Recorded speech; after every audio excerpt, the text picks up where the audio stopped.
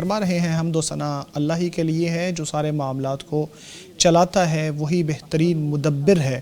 میں اللہ پاک کی حمد و ثنا بیان کرتا ہوں، اسی کا حق ہے کہ اس کی تعریف بیان کی جائے، اس کی چھوٹی اور بڑی نعمتوں کے اوپر اسی کی ثنا بیان کی جائے۔ میں گواہی دیتا ہوں کہ اللہ تعالیٰ وحدہ لا شریک ہے، اس کا کوئی شریک نہیں ہے۔ اس نے انسان کو بنایا اور خوبصورت بہترین صورت میں بنایا۔ اس نے اس کو تلقین کی اور اس کی ہمت بڑھائی تاکہ وہ اپنے دل کو صاف رکھے، اس کو ڈرایا، اس کو خبردار کیا، اس کو امیدیں دلائی۔ میں یہ بھی گواہی دیتا ہوں کہ محمد صلی اللہ علیہ وسلم اللہ کے بندے، اللہ کے رسول، اللہ کی طرف سے ڈرانے والے، اللہ کی طرف سے خبردار کرنے والے، خوشخبریاں دینے والے ہیں۔ اے اللہ اپنے بندے اور رسول محمد صلی اللہ علیہ وسلم پر رحمت نازل فرما، برکت نازل فرما۔ آپ صلی اللہ علیہ وسلم کے اہل بیت پر بھی رحمت اور برکت نازل فرما، جو آپ صلی اللہ علیہ وسلم کے نقش قدم پر چلنے والے تھے، آپ کی سنت کے اوپر قائم رہنے والے تھے۔ آپ صلی اللہ علیہ وسلم کے بعد آپ ہی کے نقش قدم پر چلنے والے تھے۔ اس کے بعد اے اللہ کے بندو، اللہ تعالیٰ سے ڈرو، اس سے یوں ڈرو جیسے اس سے ڈرنے کا حق ہے۔ اللہ کی فرما برداری کرنے کی پوری کوشش کرو اور یاد رکھو کہ اللہ نے آپ کو اپنی عبادت کے لیے پیدا کیا ہے، تو اس کے لیے دین کو خالص کرو اور اپنے عمل کو درست کر لو، کیونکہ سعادت مند وہی ہے جو اپنے دین کو اللہ کے لیے خالص کر لیتا ہے، رسول اللہ صلی اللہ علیہ وسلم کی پیروی کرتا رہتا ہے یہاں تک کہ اللہ کا فیصلہ آ جائے اور وہ اللہ کے پاس پہنچ جائے۔ اے مسلمانوں، نفس کا تزکیہ اور اسے درست کرنا اور دلوں کو درست کرنا ایسی امید ہے کہ جس کے لیے سارے سمجھدار لوگ، چاہے وہ کسی بھی امت کے ہوں، کسی بھی قوم کے ہوں، شروع سے ازل سے وہ اسی کے لیے بہت کوشش کرتے رہے ہیں، بہت محنت کرتے رہے ہیں۔ انہوں نے اس کے لیے بہت سارے راستے بنائے، بہت سارے طریقے ایجاد کیا، کیونکہ وہ جانتے تھے کہ ان راستوں کے ذریعے یا اس نعمت کو حاصل کر کے ان کی ساری زندگی بہتر ہو سکتی ہے اور وہ ایک سعادت مند زندگی گزار سکتے ہیں۔ حقیقی سعادت جو انسان کو دنیا میں نصیب ہو جائے تو اس کی دنیا درست ہو جاتی ہے، اس کے دل کو اطمینان ہو جاتا ہے، اس کے نفس کو سکون مل جاتا ہے۔ وہ نعمت ہے کہ جس کی حقیقت کتاب الہی میں بیان کی گئی ہے اور سنت مبارکہ میں آپ صلی اللہ علیہ وسلم نے بڑے جامع الفاظ میں اس کو بیان کیا ہے۔ اللہ تبارک و تعالیٰ نے اپنی کتابیں نازل کی ہیں، رسولوں کو بھیجا ہے تاکہ لوگوں کو ان راستوں کی نشاندہی کی جائے، لوگوں کے لیے ان راستوں کی نشاندہی کی جائے جن کے ذریعے ان کے دل درست ہو سکتے ہیں۔ اور پھر یہ بھی بتایا کہ یہ اسی وقت ممکن ہے جب لوگ اللہ کا حق ادا کر دیں، اللہ کے لیے عبادت کو خالص کر لیں، کیونکہ اللہ کی تخلیق کا مقصد یہی ہے کہ لوگ اللہ کی عبادت کریں۔ اللہ نے فرمایا میں نے انسانوں اور جنوں کو اسی لیے پیدا کیا تاکہ وہ میری عبادت کریں، میں ان سے نہ تو رزق چاہتا ہوں نہ میں چاہتا ہوں کہ وہ مجھے کھلائیں۔ اللہ ہی رزق دینے والا ہے، وہی طاقت والا ہے، وہی سب سے بالادست ہے۔ اللہ تبارک و تعالیٰ کی کتاب میں اور آپ صلی اللہ علیہ وسلم کی سنت میں جو باتیں آئی ہیں ان میں یہ بھی شامل ہے کہ اس تزکیے کو کیسے اختیار کیا جائے۔ انسان کی بھلائی اسی کے ساتھ وابستہ ہے، اسی کے ساتھ جڑی ہوئی ہے، اور جو اس کی ضد کو اختیار کرتا ہے وہ اپنے آپ کو ہلاک کرتا ہے، اپنے نفس کو برباد کرتا ہے، اپنے نفس کو ہلاکت کی طرف لے کر جاتا ہے۔ اللہ کا فرمان ہے، قسم ہے اس ہستی کی جس نے نفس کو پیدا کیا ہے اور نفس کی اللہ نے اس کو سیدھا اور برا راستہ دونوں سجائے ہیں، اور یقین رکھیں کہ جو اس کا تزکیہ کر لے گا وہ کامیاب ہے اور جو اس کا تزکیہ نہیں کرے گا وہ ناکام ہونے والا ہے۔ اسی طرح اللہ نے فرمایا کہ جو نفس کا تزکیہ کرے گا وہ کامیاب ہونے والا ہے۔ اسی طرح اللہ تعالیٰ نے نبی پاک صلی اللہ علیہ وسلم اور موسیٰ علیہ السلام کے حوالے سے فرمایا کہ جب اللہ نے ان کو فرعون کے پاس بھیجا تو ان کو کہا کہ آپ فرعون کے پاس جاؤ اور جا کے اس کو کہو کہ کیا آپ پاکیزگی اختیار کرو گے، کیا میں آپ کو اللہ کا راستہ دکھاؤں کہ تم تھوڑا اللہ سے ڈر جاؤ۔ پھر یاد رکھیں کہ اللہ کی جو کتاب ہے جس کو اللہ نے لوگوں کے دلوں کی زندگی کا ذریعہ بنایا ہے، اندھیروں کو اجالے میں بدلنے کا ذریعہ بنایا ہے، اس کے بارے میں اللہ تعالیٰ فرماتا ہے کہ ہم نے اپنے معاملے میں سے یا اپنی کتاب میں سے ایک ایسی روح نازل کی ہے، ایک بہترین کلام نازل کیا ہے دوسرے کلاموں کے بعد۔ اس کو ہم نے ایسی چیز بنایا ہے جس کے ذریعے نور جس کو ہم نے نور بنایا ہے، جس کے ذریعے ہم جسے چاہتے ہیں ہدایت دیتے ہیں، آپ سیدھا راستے کا طریقہ یا اس کا راستہ دکھاتے ہیں۔ اس سے معلوم ہوتا ہے کہ اسلام میں بنیادی چیز یہی ہے کہ اللہ تبارک و تعالیٰ کی توحید کی جائے، یہی اسلام کی بنیاد ہے۔ جیسا کہ ابن القیم علیہ رحمۃ اللہ بیان فرماتے ہیں کہ اس کا مطلب یہ ہے کہ انسان یہ گواہی دے کہ اللہ تبارک و تعالیٰ وحدہ لا شریک ہے، بادشاہت میں بھی اور تخلیق میں بھی۔ جو وہ چاہتا ہے وہی ہوتا ہے، جو وہ نہیں چاہتا وہ نہیں ہوتا، ذرہ بھی اس کے حکم کے بغیر نہیں ہل سکتا۔ ساری مخلوق اللہ تبارک و تعالیٰ کے ماتحت ہیں، اور کوئی دل ایسا نہیں ہے جو اللہ تبارک و تعالیٰ کی دو انگلیوں کے درمیان نہ ہو۔ اللہ اسے چاہے تو درست کر دے، اور اگر چاہے تو اسے گمراہی کی طرف لے جائے، راہ راست سے ہٹا دے۔ دل اللہ کے ہاتھ میں ہے، وہ جیسے چاہتا ہے ان کو پھیرتا رہتا ہے، جیسے چاہتا ہے ان کو بدلتا رہتا ہے۔ وہی ہے جو مسلمانوں کو، اہل ایمان کے دلوں کو پرہیزگاری کی طرف لے کر آتا ہے، وہی ان کو پاکیزہ کرنے والا ہے۔ اسی نے کافروں اور گنہگاروں کے دلوں کے اندر گمراہیاں ڈالی ہیں۔ جسے اللہ ہدایت دے دے وہی ہدایت والا ہے، اور جسے وہ گمراہ کر دے اس کو کوئی ہدایت دینے والا نہیں۔ اور اپنی رحمت سے، اپنے فضل سے جسے چاہتا ہے ہدایت عطا فرماتا ہے، اور اپنے فضل سے کرتا ہے، اور اپنے عدل کے مطابق جسے چاہتا ہے گمراہی کی طرف لے جاتا ہے اور ناکامی کی طرف لے جاتا ہے۔ اللہ تبارک و تعالیٰ کا عدل بھی ایسا ہے کہ جس کے بارے میں کوئی ڈاؤٹ نہیں ہے، اور اللہ کے فیصلے بھی ایسے ہیں کہ جن کے بارے میں کوئی سوال نہیں کر سکتا۔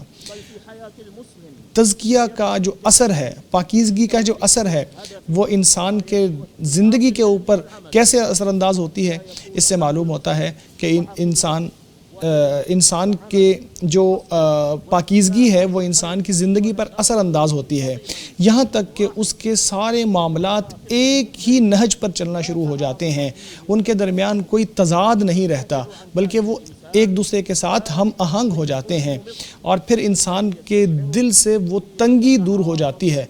جب وہ اللہ تبارک و تعالیٰ کے دین پر آ جاتا ہے تو اس کے دل سے وہ تنگی دور ہو جاتی ہے جو اس کے دل کے اندر اس کے علاوہ موجود ہو سکتی ہے۔ اس لیے ہمارے لیے ضروری ہے کہ ہم ایمان کی ہمیشہ تجدید کرتے رہیں، کیونکہ یہ ایسے پرانا ہو جاتا ہے جیسے کپڑے پرانے ہو جاتے ہیں۔ نبی پاک صلی اللہ علیہ وسلم کے صحابہ بھی دوسرے کا ہاتھ پکڑ کے ان کو کہا کرتے تھے، آؤ بیٹھتے ہیں تھوڑی دیر ایمان کی باتیں کرتے ہیں۔ بیٹھتے تھے، تھوڑی دیر اللہ تبارک و تعالیٰ کا ذکر کیا کرتے تھے۔ اللہ تبارک و تعالیٰ کا ذکر کرنا، اللہ کی فرما برداری کرنا، قرآن کریم کی تلاوت کرنا، اللہ کا قرب حاصل کرنا، ایسی چیزیں ہیں کہ جس کے ذریعے انسان کے دل میں ایمان تازہ ہو جاتا ہے۔ اس سے پتہ چلتا ہے کہ ایمان نیکی سے بڑھ جاتا ہے، اور جب برائی ہوتی ہے تو ایمان میں کمی ہو جاتی ہے۔ اس لیے انسان کو چاہیے کہ اپنے ایمان کو بڑھاتا رہے، سچائی کے ساتھ اللہ کی طرف لپکے۔ اللہ تبارک و تعالیٰ کی طرف لپکنے کا ثمرہ انسان کو یہ ملتا ہے کہ اس کا نفس پاکیزہ ہو جاتا ہے، نفس کے اندر سے برائیاں ختم ہو جاتی ہیں، جیسا کہ نبی اکرم صلی اللہ علیہ وسلم کی دعا میں ہے کہ اے اللہ ہمارے نفس کو پاکیزہ کر دے، تو ہی ان کا تزکیہ کرنے والا ہے، تو ہی انہیں پرہیزگاری سجھانے والا ہے۔ اسی طرح دل اور نفس کی اصلاح کا ایک اور ذریعہ یہ بھی ہے کہ ہمیشہ اس بات کو یاد رکھا جائے کہ اللہ کی ہم پر نعمتیں بہت زیادہ ہیں، اللہ نے اپنے بندوں کو بے شمار نعمتوں سے نواز رکھا ہے، ان کو گننا انسانوں کے بس کی بات نہیں ہے۔ جیسا کہ اللہ تعالیٰ کا فرمان ہے، اگر تم اللہ کی نعمتوں کو گننا چاہو تو گن نہیں سکتے۔ یقیناً اللہ تبارک و تعالیٰ بہت معاف کرنے والا اور بہت رحم فرمانے والا ہے۔ یہ نعمتوں کو جب انسان یاد کرتا ہے تو انسان اللہ تبارک و تعالیٰ کے ساتھ اپنے تعلق کو جوڑ لیتا ہے، اس کی طرف متوجہ ہو جاتا ہے، اس کے سامنے جھک جاتا ہے۔ اللہ تبارک و تعالیٰ نے انسان کو جو کچھ بھی دیا ہے، چاہے وہ زندگی ہے، چاہے مال ہے، چاہے اولاد ہے، چاہے کوئی عہدہ ہے، یا اس کے علاوہ جو کچھ ہے، یہ اللہ تبارک و تعالیٰ کی مہربانی ہے، یہ اللہ کا فضل ہے، یہ اللہ کا انعام ہے جو اس نے لوگوں کو عطا فرمایا ہے۔ وہ جسے چاہتا ہے، جب چاہتا ہے اس کو دے دیتا ہے۔ اللہ چاہے تو جب چاہے جو نعمت چاہے سلب بھی کر سکتا ہے، واپس بھی لے سکتا ہے۔ ساری بادشاہت اسی کے ہاتھ میں ہے، اسی کے ہاتھ میں ساری بادشاہت ہے۔ جس سے چاہتا ہے اس بادشاہت کو دور کر دیتا ہے، جس سے چاہتا ہے اس کو حکمرانی دے دیتا کرتا ہے، جب انسان اس چیز کو یاد کرتا ہے اور اس کو ہمیشہ اپنے ذہن میں دہراتا رہتا ہے تو اس کو یاد آتا ہے کہ میں عاجز ہوں، میں بے بس ہوں، میں اللہ کا محتاج ہوں، اپنے ہر معاملے میں اللہ تبارک و تعالیٰ کا محتاج ہوں۔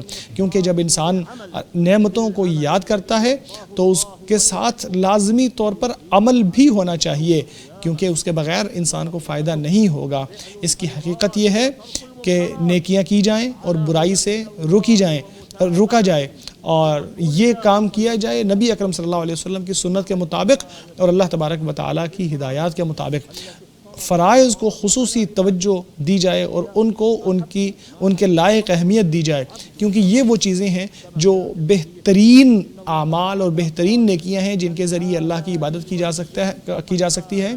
حدیث قدسی میں اللہ فرماتا ہے جو میرے کسی ولی کے ساتھ دشمنی کرتا ہے اس کی جنگ میرے ساتھ ہے، اور پھر فرمایا کہ انسان جتنی نیکیاں کرتا ہے ان میں سب سے محبوب نیکیاں میرے نزدیک فرائض ہیں۔ پھر انسان نوافل اتنے کرنے لگتا ہے جن سے وہ میرے قریب آنے لگتا ہے، پھر میں اس سے محبت کرتا ہوں۔ جب ایسے کرنے لگتا ہوں تو پھر میں ہی اس کی آنکھیں بن جاتا ہوں، کان بن جاتا ہوں، ہاتھ بن جاتا ہوں جن سے وہ کام کرتا ہے، اور پاؤں بن جاتا ہوں جن سے وہ چلتا ہے۔ اگر پھر وہ مجھ سے مانگتا ہے تو میں اس کو دیتا ہوں، اگر مجھ سے پناہ چاہتا ہے تو میں اس کو اپنی پناہ میں بھی لیتا ہوں۔ اسے امام بخاری نے سیدنا ابو ہریرہ رضی اللہ تعالیٰ عنہ سے روایت کیا ہے۔ نفس کو پاکیزہ کرنے کے اعمال میں یہ بھی شامل ہے کہ دلوں کے اعمال کا اہتمام کیا جائے، کیونکہ دل سارے اعضاء کا بادشاہ ہے۔ جب یہ درست ہو جاتا ہے سارے اعضاء درست ہو جاتے ہیں، یہ بگڑ جاتا ہے تو سارے اعضاء بگڑ جاتے ہیں۔ جیسا کہ نبی پاک صلی اللہ علیہ وسلم کا فرمان ہے، جسم میں ایک گوشت کا ٹکڑا ہے جو اگر درست ہو جائے تو سارا جسم درست ہو جاتا ہے، بگڑ جائے تو سارا جسم بگڑ جاتا ہے۔ آپ نے فرمایا سن لو یہ ٹکڑا دل ہے۔ اسے امام بخاری اور امام مسلم نے نعمان بن بشیر رضی اللہ تعالیٰ عنہ سے روایت کیا ہے۔ دلوں کے اعمال میں یہ بھی شامل ہے کہ انسان اپنی نیت کو درست کر لے، اپنے ہر عمل میں نیت اور مقصد کو صحیح کر لے، کیونکہ نبی اکرم صلی اللہ علیہ وسلم کا فرمان ہے اعمال کا دار و مدار نیتوں پر ہے۔ انسان کو اس کی نیت کے مطابق ہی اجر ملے گا۔ جس کی ہجرت اللہ اور اس کے رسول کے لیے ہوگی اسی کی ہجرت اللہ اور اس کے رسول کے لیے کنسیڈر ہوگی، اور جس کی ہجرت کا مقصد کسی دنیا کو کمانا ہو یا کسی عورت سے نکاح کرنا ہو تو اس کی ہجرت اسی لیے کنسیڈر ہوگی جس کے لیے اس نے ہجرت کی ہے۔ اسے امام بخاری اور مسلم نے اپنی صحیحین میں روایت کیا ہے۔ تو اللہ کے بندو، اللہ سے ڈرو اور اللہ تبارک و تعالیٰ کی کتاب اور نبی اکرم صلی اللہ علیہ وسلم کی سنت کو اپناؤ، ان کو بہترین منہج بناؤ اپنے نفس کی پاکیزگی کے لیے، اپنے دلوں کی پاکی کے لیے، اور اللہ تبارک و تعالیٰ کی خوشنودی کے لیے، اور نبی اکرم صلی اللہ علیہ وسلم اور اللہ کے چنیدہ لوگوں کی پیروی کرتے ہوئے اللہ نے جن کو ہدایت دی ہے، اور وہی لوگ یقینی طور پر سمجھدار اور دانشمند بھی ہیں۔ اللہ تبارک و تعالیٰ مجھے اور آپ کو قرآن کریم اور سنت نبی صلی اللہ علیہ وسلم سے استفادہ کرنے کی توفیق عطا فرمائے۔ میں اسی پر اپنی بات کو ختم کرتا ہوں، اپنے لیے، آپ کے لیے اور تمام مسلمانوں کے لیے اللہ تبارک و تعالیٰ سے ہر گناہ اور غلطی کی معافی مانگتا ہوں۔ یقیناً وہ معاف کرنے والا اور رحم فرمانے والا ہے۔ پہلا خطبہ مکمل ہو گیا ہے، جیسے ہی دوسرا خطبہ شروع ہوتا ہے تو اس کا ترجمہ بھی آپ ساتھ سن پائیں گے انشاءاللہ العزیز۔ فرما رہے ہیں حمد و ثنا اللہ ہی کے لیے ہے جو ولی و حمید ہے، جو چاہتا ہے وہ کر گزرتا ہے۔ میں گواہی دیتا ہوں کہ اللہ وحدہ لا شریک ہے، میں اس کی حمد و ثنا بیان کرتا ہوں۔ وہ جو چاہتا ہے پیدا کرتا ہے، جو چاہتا ہے کر گزرتا ہے۔ میں گواہی دیتا ہوں کہ اس کے سوا کوئی الہ نہیں ہے، وہ وحدہ لا شریک ہے۔ میں یہ بھی گواہی دیتا ہوں کہ ہمارے نبی سیدنا محمد صلی اللہ علیہ وسلم اللہ کے بندے اور رسول ہیں۔ آپ صلی اللہ علیہ وسلم بہترین اخلاق والے اور درست راستے والے تھے۔ اے اللہ رحمت، برکت اور سلامتی نازل فرما اپنے بندے اور رسول محمد صلی اللہ علیہ وسلم پر، آپ کے اہل بیت پر، اور آپ صلی اللہ علیہ وسلم کے صحابہ کرام پر، اور قیامت تک آپ کی پیروی کرنے والوں پر۔ اللہ کے بندو، یاد رکھو کہ توبہ نفس کے تزکیے اور دل کی اصلاح کا بہترین ذریعہ ہے۔ توبہ کی بندگی جو ہے یہ ایسی چیز ہے، جیسا کہ ابن القیم رحمۃ اللہ فرماتے ہیں کہ اللہ تبارک و تعالیٰ کی بہترین عبادت ہے جو اللہ کو بہت پسند بھی ہے۔ اللہ تبارک و تعالیٰ توبہ کرنے والوں کو پسند کرتا ہے، چاہے توبہ اللہ تبارک و تعالیٰ کے ہاں بہت زیادہ اہم نہ ہوتی۔ اگر اللہ کو توبہ بہت پسند نہ ہوتی تو اللہ اپنے محبوب ترین لوگوں کو گناہوں کی طرف نہ لے جاتے۔ اللہ تعالیٰ نے اپنے محبوب لوگوں کو گناہوں میں مبتلا کیا تاکہ وہ توبہ کریں اور اللہ کا قرب مزید ان کو حاصل ہو جائے۔ توبہ کا مقام اللہ تبارک و تعالیٰ کے ہاں اتنا بلند ہے کہ شاید دوسری عبادتوں کا اتنا نہیں ہے۔ جب بندہ توبہ کرتا ہے تو اللہ تبارک و تعالیٰ اتنا خوش ہوتا ہے جتنا انسان کی سوچ میں آ سکتا ہے۔ جیسا کہ اللہ تبارک و تعالیٰ نبی پاک صلی اللہ علیہ وسلم نے مثال میں فرمایا کہ وہ شخص جو اپنی سواری کو گم کر دیتا ہے اور صحرا میں جب ایک عرصے تک اس کو دوبارہ تلاش کرنے میں ناکام رہتا ہے اور پھر بار بار اس کو ڈھونڈتا ہے اور بالآخر جب اس کو مل جاتی ہے تو اس کو جتنی خوشی ہوتی ہے اللہ کو بندے کی توبہ سے اتنی ہی خوشی ہوتی ہے۔ اسی طرح اپنے دل کو پاکیزہ کرنے کا طریقہ یہ ہے کہ اللہ کی محبوب چیزوں کو کیا جائے اور اللہ کی نافرمانی سے یا اللہ کو جو چیزیں پسند نہیں ہیں ان کو چھوڑ دیا جائے، کیونکہ جو مکروہ چیزیں ہیں ان کو چھوڑ دینا بھی ایک اہم چیز ہے۔ اللہ تعالیٰ نے جب ہمیشہ کی کامیابی کا ذکر کیا تب فرمایا کہ جو لوگ نیکی کرتے ہیں اور برائیوں سے رکتے ہیں، فرمایا اے لوگوں جو ایمان لائے ہو سب مل کر اللہ تبارک و تعالیٰ سے رجوع کرو تاکہ تم کامیاب ہو جاؤ، کیونکہ اس سے معلوم ہوتا ہے کہ ہر توبہ کرنے والا کامیاب ہے، اور توبہ کرنے والا وہی ہوتا ہے جو وہ کام کرنے لگتا ہے جس کا حکم اللہ نے دیا ہے اور اس کام کو چھوڑ دیتا ہے جس سے اللہ نے روکا ہوتا ہے۔ تو اللہ کے بندو، اللہ سے ڈرو، نبی پاک صلی اللہ علیہ وسلم کی سنت پر پیروی کرو، اخلاص کو اختیار کرو۔ آپ صلی اللہ علیہ وسلم کا فرمان ہے، اے لوگو اللہ کی طرف رجوع کرو، کیونکہ میں اللہ تبارک و تعالیٰ سے رجوع کرتا ہوں اور توبہ کرتا ہوں ایک دن میں 100 مرتبہ۔ اسے امام مسلم نے صحیح کتاب میں روایت کیا ہے۔ ہمیشہ یاد رکھو کہ اللہ تبارک و تعالیٰ نے آپ کو ایک ایسا حکم دے رکھا ہے جس میں اللہ نے اپنے رسول محمد صلی اللہ علیہ وسلم پر درود و سلام بھیجنے کا حکم دیا۔ اللہ اپنے سچے کلام میں فرماتا ہے، اللہ اور اس کے ملائکہ نبی پر درود بھیجتے ہیں، اے لوگو جو ایمان لائے ہو تم بھی آپ صلی اللہ علیہ وسلم پر درود و سلام بھیجو۔ اے اللہ رحمتیں، برکتیں اور سلامتیاں نازل فرما اپنے بندے اور رسول محمد صلی اللہ علیہ وسلم پر۔ اے اللہ چاروں خلفائے راشدین ابو بکر، عمر، عثمان اور علی سے اور تمام اہل بیت اور صحابہ کرام سے راضی ہو جا، قیامت تک ان کی پیروی کرنے والوں سے بھی اے پروردگار راضی ہو جا، اپنا خاص فضل و کرم اور احسان فرما کر ہم سب سے بھی راضی ہو جا۔ اے سب سے بڑھ کر درگزر کرنے والے اور رحم فرمانے والے، اے اللہ اسلام اور مسلمانوں کو عزت عطا فرما، اے اللہ اسلام اور مسلمانوں کو عزت عطا فرما، اے اللہ اسلام اور مسلمانوں کو عزت عطا فرما، اے اللہ دین کی حفاظت فرما، اے اللہ دشمنان دین کو تباہ کر دے، تمام فسادیوں کو تباہ کر دے، اے اللہ مسلمانوں کے دلوں کو جوڑ دے، ان کی صفوں کو متحد کر دے، ان کے قائدین کو ایک صف پہ لے آ، ان کو حق پر اکٹھا کر دے، اے اللہ اپنے دین کی، اپنی کتاب کی، اپنے نبی صلی اللہ علیہ وسلم کی سنت کی، اور اے پروردگار اپنے نیک اور مومن اور مجاہد سچے بندوں کی مدد فرما۔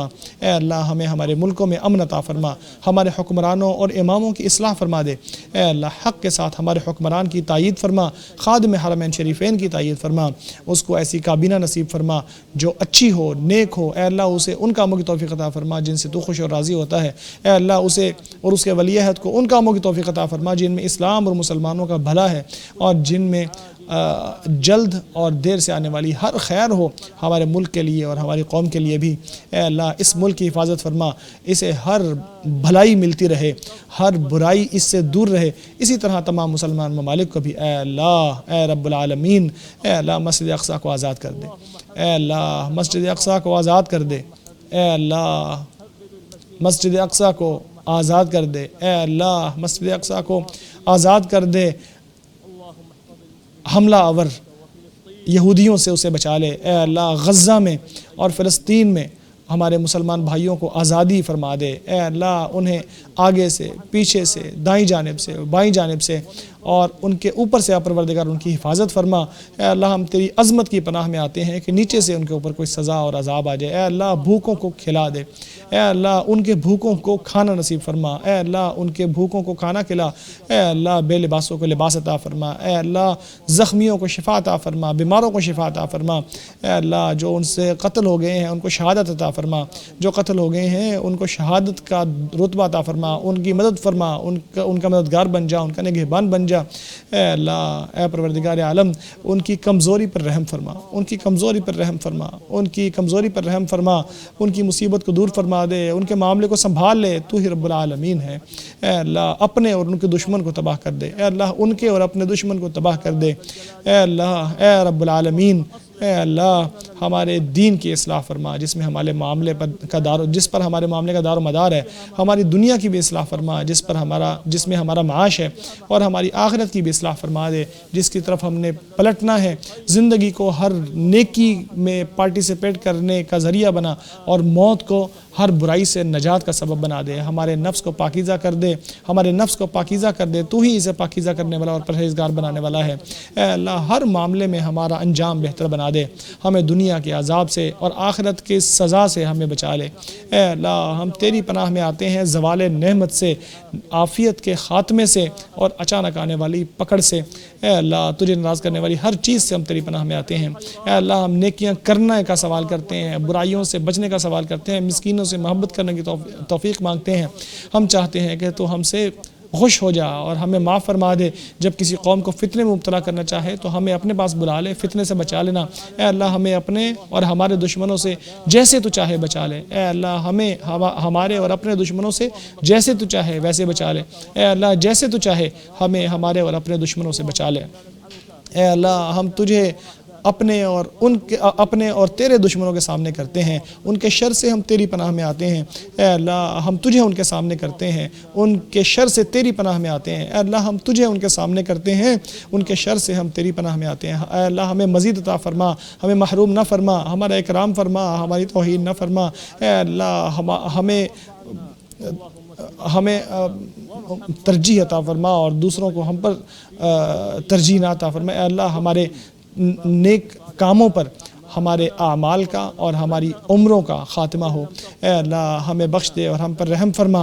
اے اللہ، اگر تو نے ہمیں بخشا نہ تو یقیناً ہم تباہی کی طرف چلے جائیں گے۔ اے اللہ، ہمیں دنیا میں بھی بھلائی دے اور آخرت میں بھی بھلائی، اور ہمیں آگ کے عذاب سے بچا لے۔ اے اللہ، رحمت، برکت اور سلامتی نازل فرما ہمارے نبی محمد صلی اللہ علیہ وسلم پر، اور آپ صلی اللہ علیہ وسلم کے صحابہ کرام پر، اور ہر طرح کی تعریف اللہ رب العالمین ہی کے لیے ہے۔ لیجئے ناظرین، مکی خطبہ مکمل ہو گیا ہے۔